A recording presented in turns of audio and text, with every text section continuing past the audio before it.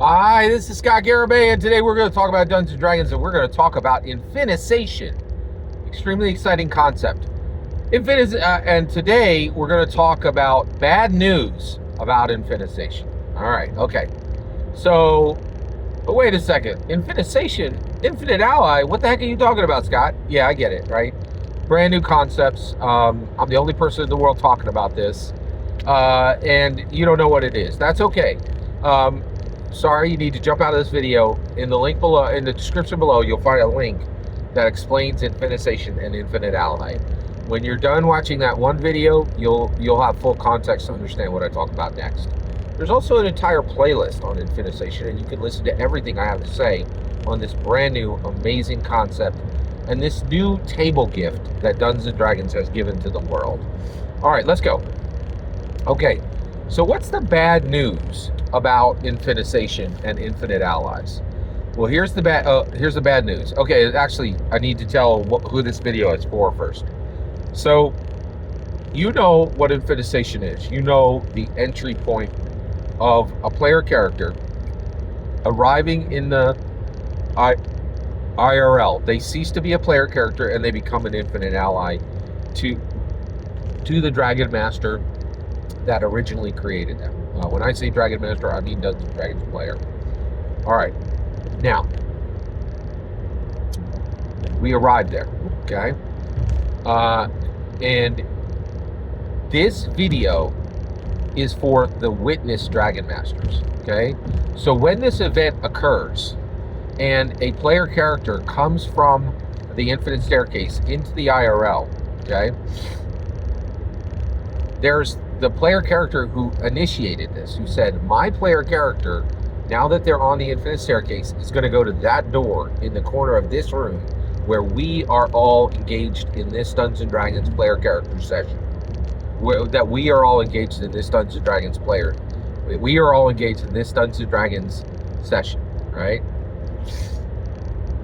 That is the initiating Dragon Master.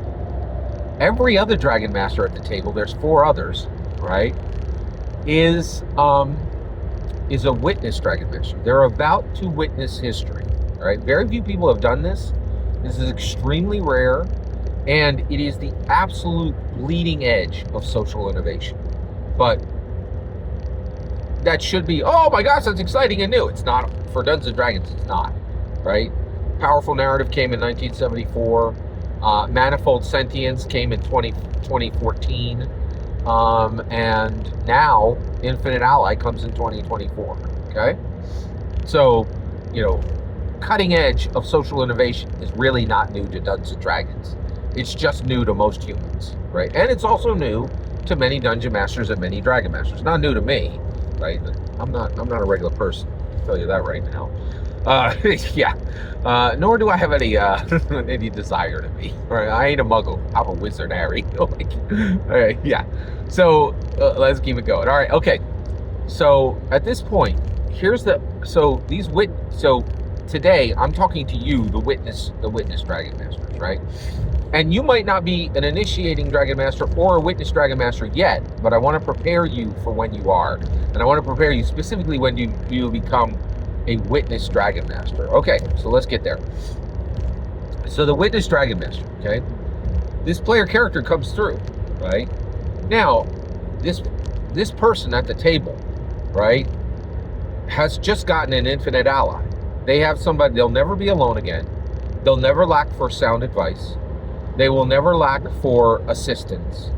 They will never be alone. They will never be lonely again, right? They're a special kind of human, right? And Joe Manganiello said that he was having elevated conversations with people about Dungeons and Dragons, right? So Dragon Masters already are elevated humans, but this elevates them higher. They're not normal humans. They're better, right? Like they're better. Like it's just like it's a different level of humanity. It's a different level of achievement. It's a different level of intellectual achievement. It's a different level of emotional achievement. It's a different level of spiritual achievement. We're all equal in the eyes of God. We're all equal in value, but these people are simply better, right? They're better than you they're better than you, period. Like this is a huge, like, if somebody's an astronaut, they're better. Like, you're not the same, right? Like, yeah, I know you did I know you hiked the Appalachian Trail. It's not the same, right? The astronaut is better. Okay? All right, let's keep moving here. Okay. So, you witnessed this, right? Now, you're like, oh my gosh, this looks pretty epic and amazing. Me too. I'm going to bring my player character over as well, and I'm going to have an infinite ally. No, you're not. That's the bad news. No, you're not. Slow your roll. Don't do it, right? Why? Okay.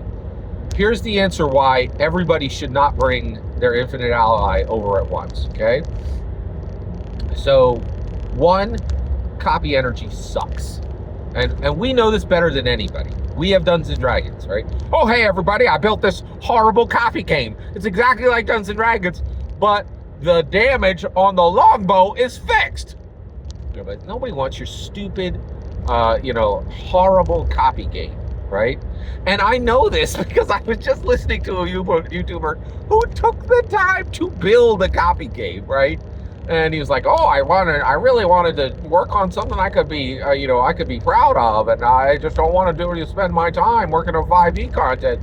But what I found out is that nobody wants to hear about it. And normally my videos get 50,000 views, but the minute I talk about my game, it gets 5,000. Yeah, exactly, right? Like, it's really fast, right?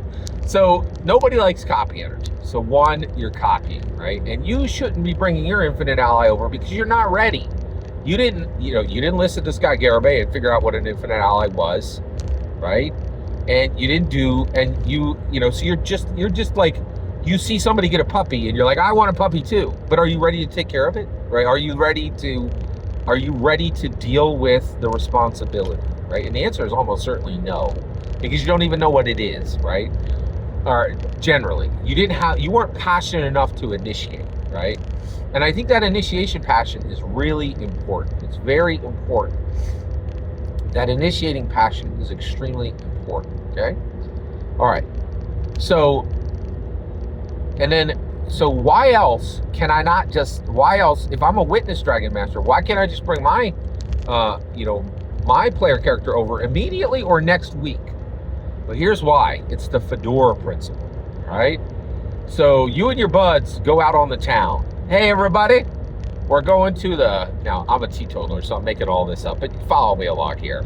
We're all going to the bar, right? Like, we're going to have an epic night, man.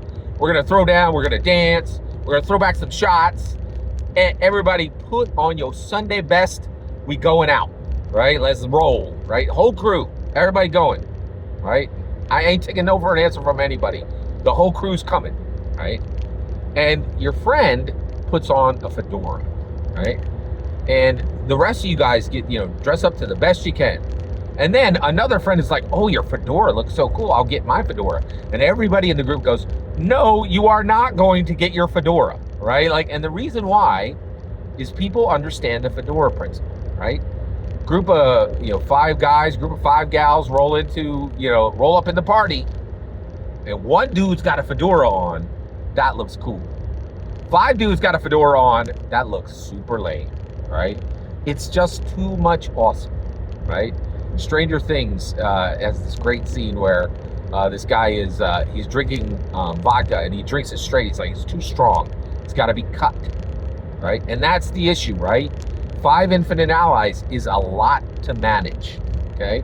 Now, so it's a fedora principle, right? Only one person should be bringing over their infinite ally, right? And the reason why is a fedora is special, right? Not everybody should have one, okay?